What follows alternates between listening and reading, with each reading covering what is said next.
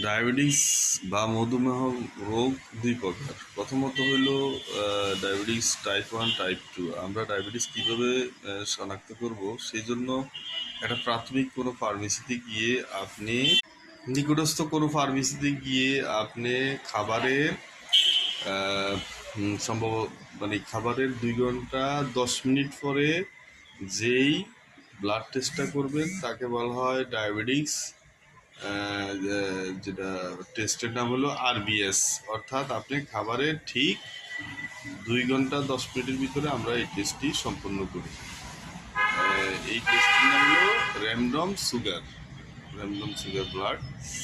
পরবর্তীতে আপনি এই র্যান্ডম সুগার ব্লাডের নর্মাল ভলিউম হলো সর্বোচ্চ 5.5 থেকে 7.8 তার রেঞ্জ। এই 5.5 থেকে 7.8 পর্যন্ত যেই আপনার যে টেস্টের রেজাল্ট আসবে তার উপর নির্ধারিত হবে আপনি ডায়াবেটিসে আক্রান্ত কি না। তো এখানে এফবিএস, তো আমরা টেস্টের কথা বললাম যে বরফেট খাবার পরে 2 ঘন্টা 2 ঘন্টা আপনার 2 ঘন্টা 10 মিনিট পরবর্তীতে আপনি এফবিএস টেস্ট হলো খাওয়া মানে সকালে ঘুম থেকে উঠে খাবারের আগে অর্থাৎ নাস্তা করার আগে একেবারে ওভার ফাস্টিং নয়, সেটা হচ্ছে যে আপনি ঠিক নাস্তা করবেন, ঘুম থেকে উঠছেন তার নাস্তা করবেন এরকম না যে আপনি দাঁত ব্রাশ টাশ করে টুরে তারপর সব কমপ্লিট বা ইয়ে করে তারপরে আপনি স্টিপ নেবেন।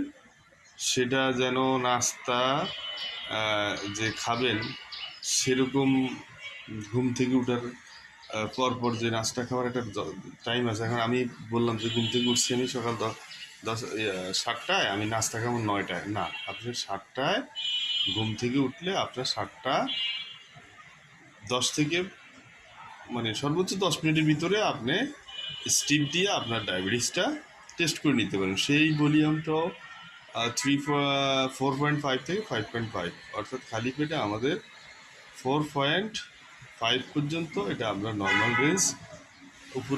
উপরেরটা থেকেও 5.5 থেকে 5 পর্যন্ত একে নর্মাল রেঞ্জ হিসেবে ধরা যায়। অর্থাৎ ডায়াবেটিস এর নিচে যদি হয়ে যায় তাই হাইপো গ্লাইসেমিয়া যাকে বলে, অর্থাৎ সুগার নীল হয়ে যাওয়ার সম্ভাবনা আছে।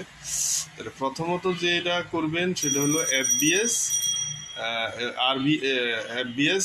দ্বিতীয়ত যেটা করবেন সেটা হলো আরবিএস। এর মাধ্যমে আপনি ডায়াবেটিসকে শনাক্ত